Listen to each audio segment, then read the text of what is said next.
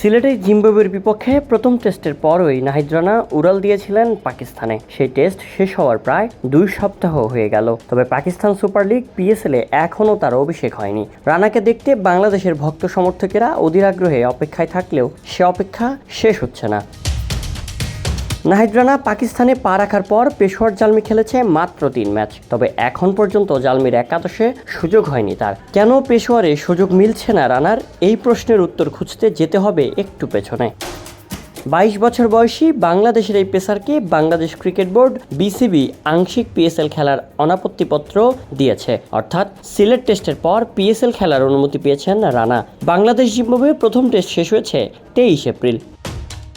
রানা পাকিস্তানে পা রাখার আগেই পেশোয়ার জালমি খেলেছে 5 ম্যাচ। বাংলাদেশের এই পেসারের বিকল্প হিসেবে নেওয়া হয় ইংল্যান্ডের বাঁহাতি পেসার লুক উডকে।